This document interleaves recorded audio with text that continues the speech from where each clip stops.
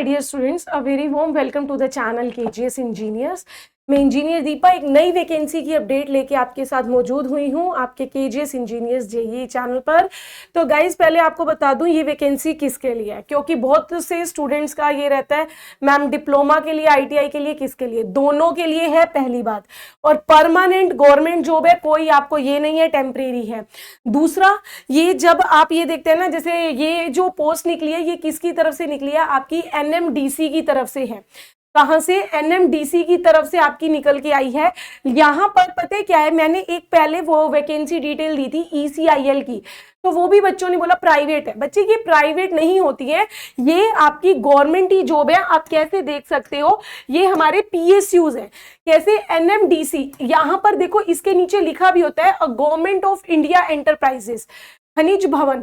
और यहां पर आप ये भी देख सकते हैं कि ये जो है ना, ये एक नवरत्न पब्लिक सेक्टर एंटरप्राइजेस है जो कि मिनिस्ट्री ऑफ स्टील गवर्नमेंट के अंदर आता है। ठीक है, ये आप यहां पर ध्यान दीजिए। तो आप पहले तो ये क्लियर कीजिए कि इट्स फुल्ली गवर्नमेंट जॉब। ये मत कि अब फिर बच्चे कहते हैं मैम कई बार निकाल देते हैं। गलती करोगे तो भैया कहीं से भी जॉब निकलेगी, जॉब से निकाला ही जाएगा।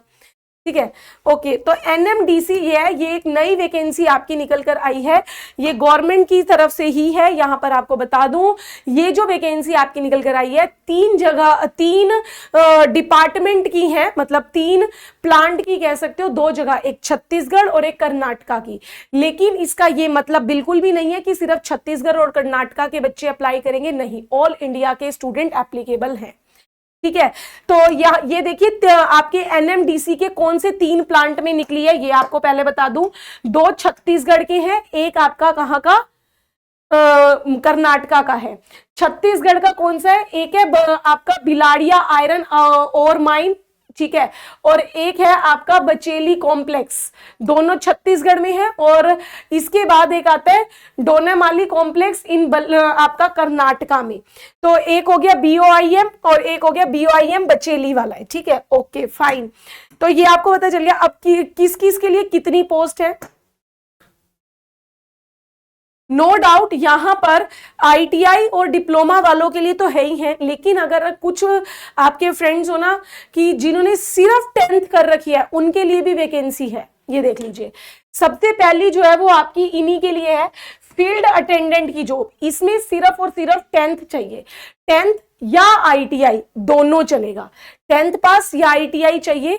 बीओआईएम में यहां पर आपका किरुंदल कॉम्प्लेक्स में 86 और बचेली कॉम्प्लेक्स में 38 और डीओआईएम में 27 पोस्ट। बहुत ज्यादा नंबर है भैया, बहुत अच्छा मौका है। फिर इसके बाद आपकी आती है आईटीआई वालों के लिए। आईटीआई वालों के लिए जो कंप्लीट आईटीआई वहां पर मांगी हुई है वो है उनकी मेंटेनेंस की पोस्ट, मेंटेनेंस असिस्टेंट की पोस्ट है। इलेक्ट्रिकल वालों के लिए 49 + 56 + 36, ये अलग अलग है। फिर इसके बाद यहां पर आपकी वेल्डर वालों के लिए, फिटर, वेल्डर, डीजल मैकेनिक, इनके लिए 86, 182 और 37, एक बहुत लार्ज नंबर ऑफ वैकेंसी है। जिनने आईटीआई करी हुई है जरूर भरिएगा अपनी ट्रेड के अकॉर्डिंग। इतनी सारी नंबर ऑफ वैकेंसीज मिल रही हैं, अच्छा मौका है भाई। और सबसे बड़ी बात, आईटीआई वालों से कोई एक्सपीरियंस नहीं मांगा। ईसीआईएल में तो एक्सपीरियंस मांगा था, यहां तो कोई एक्सपीरियंस भी नहीं मांगा, तो भर लीजिएगा। ठीक है, इसके बाद आ जाते हैं हम अपने डिप्लोमा वालों पे। डिप्लोमा वालों के लिए आ जाती है इलेक्ट्रीशियन ग्रेड 3rd की पोस्ट, RS04 आपका वैकेंसी पोस्ट नंबर है, याद रखिएगा। एक ही पोस्ट बीआईओएम में, बीआईओएम बचेली में 11 है और आपकी कर्नाटका में 29। इसमें आपको 3 साल का डिप्लोमा इलेक्ट्रिकल में होना चाहिए, लेकिन साथ ही साथ आपका इलेक्ट्रिकल, डोमेस्टिक इलेक्ट्रिकल इंस्टॉलेशन का सर्टिफिकेट, यहां पर डिप्लोमा वालों को यह ध्यान में रखना है। इसके साथ सेम ऐसे इलेक्ट्रॉनिक्स वालों के लिए है, 3 और 3 छत्तीसगढ़ में, 3 आपकी कर्नाटका में निकलती हैं। उन्हें सिर्फ डिप्लोमा चाहिए इलेक्ट्रॉनिक्स में, उनको कोई सर्टिफिकेट नहीं चाहिए, ये ध्यान रखिएगा। फिर अगर मैं बात करूं यहां पर HEM मैकेनिकल वालों के लिए है, मैकेनिकल डिप्लोमा, लेकिन मैकेनिकल डिप्लोमा वालों को हैवी ड्राइविंग लाइसेंस उनके पास होना चाहिए, हैवी व्हीकल का ड्राइविंग लाइसेंस होना चाहिए, ये जरूर याद रखिएगा, तभी आप अप्लाई कर सकते हैं। यहाँ पर मैकेनिकल के लिए बता रही हूं, ये याद रखिएगा, ठीक है। मैकेनिकल वालों के लिए अच्छी खासी नंबर ऑफ वैकेंसीज यहाँ पर दी गई हैं। ये सारी, ये जो आपकी 3 टाइप की पोस्ट है, HEM, मैकेनिकल HEM ऑपरेटर और MCO, यहाँ पर तीनों में डिप्लोमा मांगा हुआ है, लेकिन साथ ही साथ हैवी व्हीकल का भी होना चाहिए। नंबर ऑफ वैकेंसीज अच्छी खासी है। Is it clear?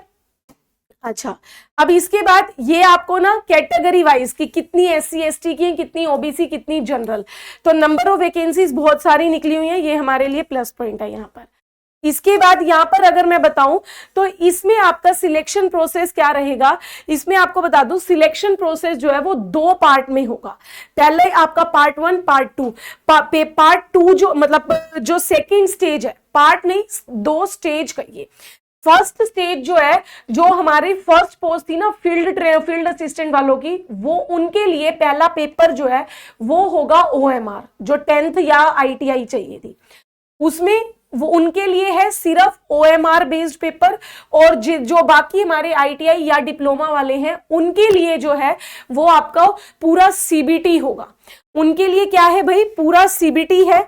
बता दूं आपको उसके में क्या क्या मांगा, कैसे आपका सिलेबस है ये भी बता देती हूं। देखिएगा भाई, अगर यहां पर स्टेज 1 में जो अगर आप 10th बेस्ड वाली पोस्ट की बात करते हैं फील्ड अटेंडेंट की, तो आपका 100 नंबर का पेपर होगा और 70 मार्क्स जनरल नॉलेज और 30 मार्क्स जो है वो आपकी किसके रीजनिंग के आएंगे। लेकिन अगर हमारे ITI वाले हैं चाहे हमारे डिप्लोमा वाले हैं, आपका कंप्यूटर बेस्ड टेस्ट होगा, 100 ही नंबर का होगा, लेकिन साथ में आपका क्या होगा, 30 नंबर आपकी ट्रेड के हैं, 50 GK के और 20 आपकी रीजनिंग के हैं। तो सिलेक्शन लेना बहुत आसान है। फिर स्टेज 1 तो हो गई ये। स्टेज 2 में इसके बाद क्या होगा, स्टेज 2 में आपका डॉक्यूमेंट वेरिफिकेशन और एक ट्रेड टेस्ट लिया जाएगा। स्टेज 2 में क्या है आपका, अगर आप ये पेपर 1 निकाल देते हैं तो पेपर 1 क्लियर करने के बाद आपको स्टेज 2 के लिए बुलाया जाएगा। देखो सेकंड लेवल के लिए बुलाया जाएगा भाई। सेकंड लेवल की अगर मैं बात करूं, ये सेकंड लेवल आपका ट्रेड टेस्ट है, ये सिर्फ और सिर्फ क्वालिफाई करना है आपको। मतलब जो फाइनल मेरिट लिस्ट बनेगी वो CBT के मार्क्स के आधार पर ही बनेगी।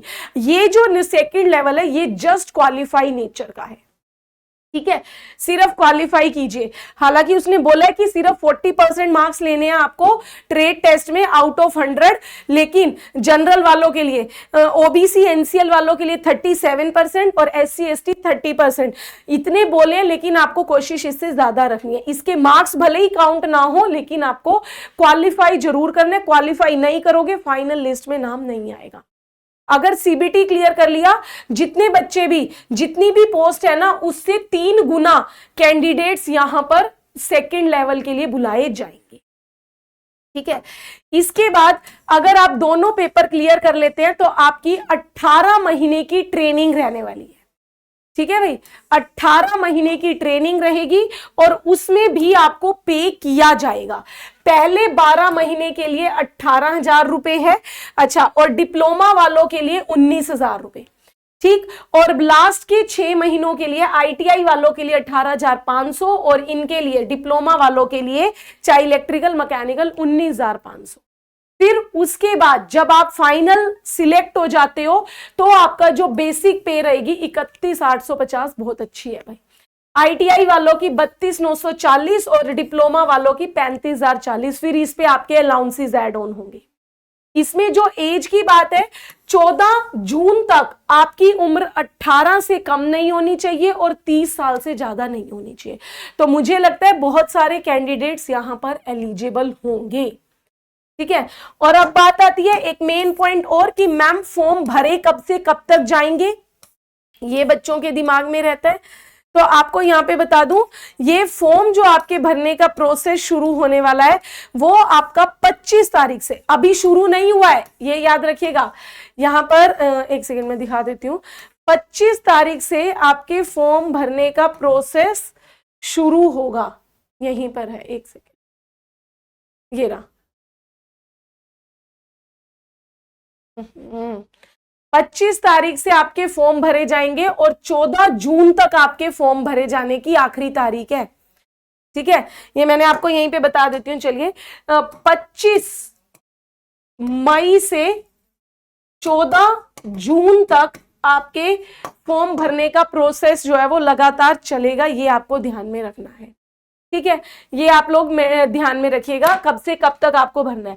इसमें एक चीज ये याद रखिएगा, डिप्लोमा वालों के लिए आपका इलेक्ट्रिकल वालों के लिए वायरिंग इंस्टॉलेशन सर्टिफिकेट और मैकेनिकल वालों के लिए हैवी व्हीकल ड्राइविंग सर्टिफिकेट जरूरी है। तो आई थिंक काफी स्टूडेंट्स एलिजिबल होंगे, तो भर लीजिएगा भाई, एक अच्छी अपॉर्चुनिटी है खासकर आईटीआई स्टूडेंट्स के लिए, क्योंकि बिना एक्सपीरियंस के मांगी गई है। और हो सकता है जल्दी ये आपको एग्जाम, अभी एग्जाम डेट नहीं बताइए, लेकिन जल्दी आपका एग्जाम हो जाएगा, तो आप लोगों के सिलेक्शन का मौका अच्छा बनता है। तो आप लोग जो भी बच्चे इलेक्ट्रिकल स्टूडेंट्स हो, तैयारी करनी हो, तो डेली 4 बजे इसी केजीएस इंजीनियर्स यूट्यूब चैनल पर मेरी इलेक्ट्रिकल इंजीनियरिंग की क्लास चलती है, उस क्लास में जुड़ना मत भूलिएगा। फ्री ऑफ कॉस्ट है, आप वहां पर मेरे साथ जुड़ के तैयारी कर सकते हैं। ऐसी अपडेट के लिए जुड़े रहिए मेरे साथ केजीएस इंजीनियर्स जेईई चैनल पर। मिलते हैं आपसे नेक्स्ट अपडेट में। Thank you very much.